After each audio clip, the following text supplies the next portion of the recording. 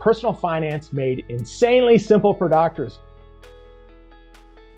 Hi there, I'm Dr. Josh Lumbley. I'm a practicing anesthesiologist and chief quality officer of a large anesthesia group practice, and I am also head of client experience at Doc.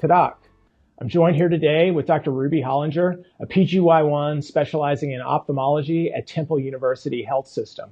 Ruby, great to see you again. Hi, Josh. It's great to see you too. I'm looking forward to this lesson.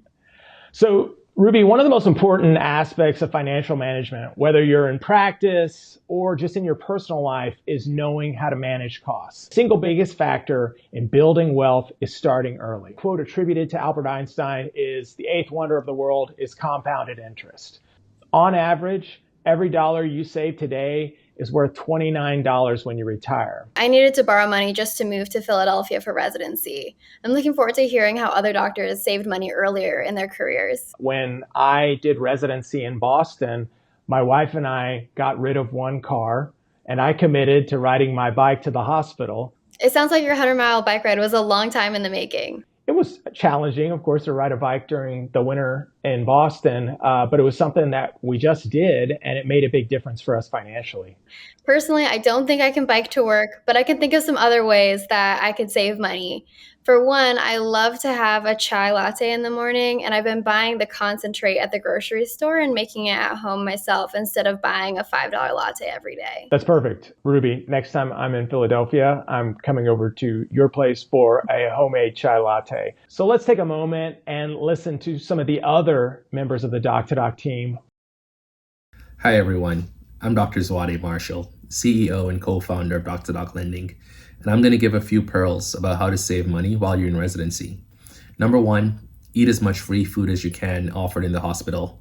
I went to every morning lecture and noon lunchtime conference where there was going to be food and stacked up in some calories there. I oftentimes also did farmer's market on Saturday mornings and did meal prep with my now wife for the week, and that helped quite a bit. One of the more impactful things, though, I think, was increasing my income by moonlighting in a virtual company that did document review in my specialty. So it felt as though I was learning from my career as well, and that certainly helped. Hi, everybody. My name's Kenton Allen. I'm co-founder of Doc Lending. For a little bit of context, I was doing my residency in Boston. I was married and we had two children, both under the age of 5. One of the biggest expenses for us was related to our children. That was really where we were able to find ways to save a fair bit of money. One way was through free kids activities in the city, and I would imagine most cities would have similar programs. Some of our favorites in Boston were a free concert series. We also did a lot of programs through our library, and the library had discount or free group rates to go to see a lot of museums in town. We also had a nanny share. We hired one nanny to watch the kids of those 3 families. In doing so, it was about a third of the cost of daycare. And we also felt that we had some more flexibility in choosing who we hired to look after our kids while we were working. And then last, we were pretty creative with some of our date nights. A lot of what we did was explore the parts of the city that were beautiful but not pricey. So we went on a lot of bike rides. We did walks through different parks, and one of our favorites was the Arboretum. We have a lot of wonderful memories from those days in residency. I certainly hope that you're creating the same for you, and if you have a family, your family.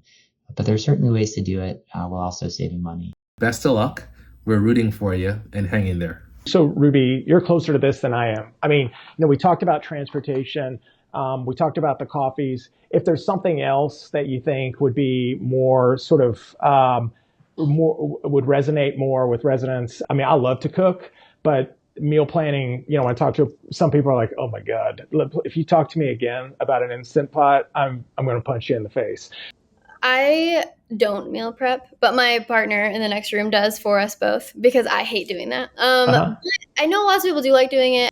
Residents have very little time, so it can be tempting to buy fast food or have it delivered. And Philadelphia is a great food city. So at the start of residency, I was really enjoying the restaurant scene, but that ended up being really expensive. So to combat that while also still having fun in my very little free time, I only go to a nice restaurant about once a month. If I go more than that, I maybe just get an appetizer or a drink and then have my full dinner at home to try to cut costs. I love it.